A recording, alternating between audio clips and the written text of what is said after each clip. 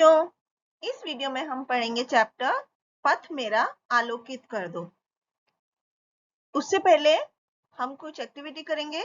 बच्चों, यहाँ पर आपने कभी सोचा है कि हम भगवान की प्रार्थना क्यों करते हैं, या आपके मन में जो जिज्ञासा होती है उसका समाधान करने के लिए आप यहाँ पर कुछ सेंटेंस लिख सकते हैं।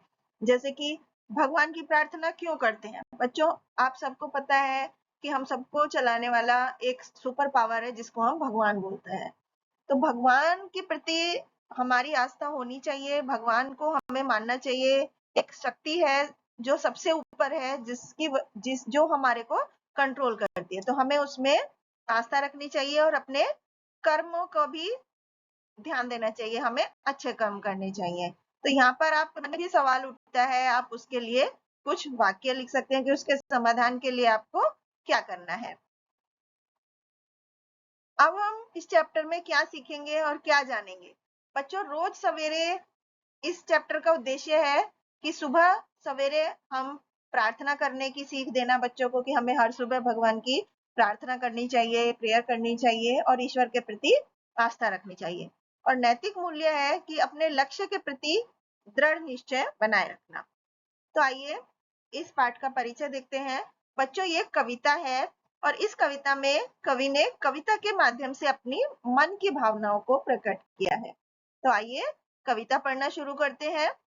पथ मेरा आलोकित कर दो, नवल प्रातः की नवल से मेरे उर का तम हर दो।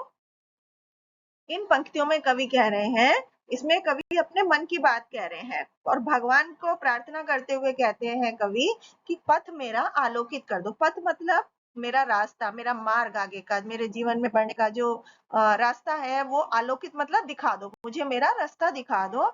नवल प्रातः की नवल से मतलब नवल मतलब नया, न्यू।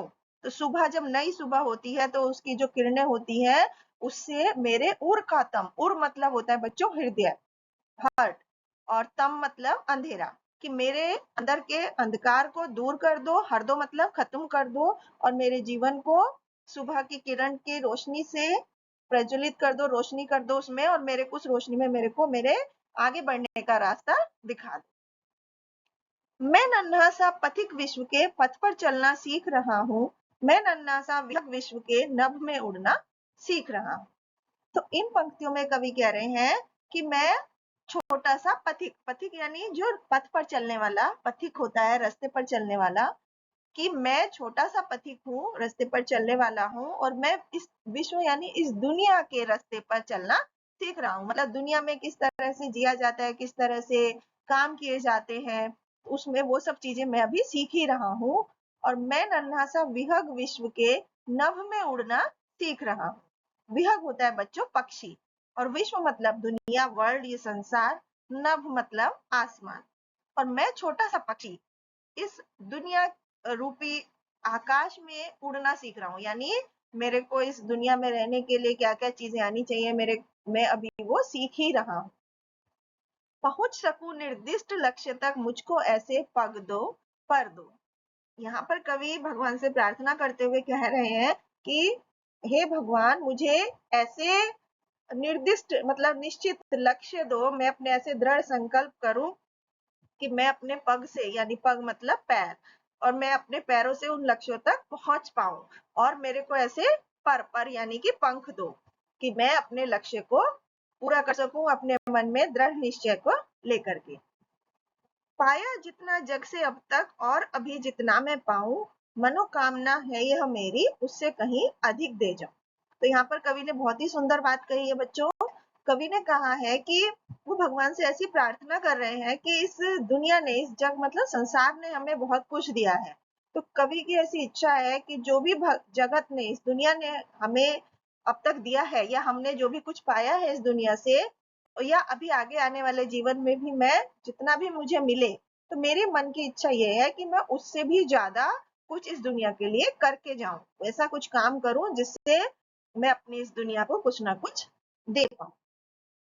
धरती को ही स्वर्ग बनाने का मुझको मंगलमय वर दो। और वो भगवान से प्रार्थना कर रहे हैं कि हे भगवान, मुझको ऐसा शुभकारी वरदान दो, वर मतलब वरदान दो, कि मैं इस धरती को स्वर्ग में बदल दूं, मैं ऐसे अच्छे अच्छे काम करूं कि ये धरती ही स्वर्ग बन जाए। तो ये कविता बच्चों हिंदी के प्रसिद्ध कवि श्री द्वारिका प्रसाद महेश्वरी जी ने लिखी है। और इसमें उन्होंने बोला है कि अपने लक्ष्य को प्राप्त करने के लिए हमें दृढ़ संकल्प और अपना रुचि रुचि यानी इंटरेस्ट और कड़ी मेहनत की जरूरत होती है। और जीवन मूल्य क्या सीखने को मिला कि यदि हमारा लक्ष्य बड़ा हो तो हमें बच्चों छोटी छोटी रुकावटों पर बाधाओं पर ध्यान नहीं देना चाहिए, बल्कि बिना रुके आगे बढ़ते रहना चाहिए। यही इस कविता का उद्देश्य है। Thank you.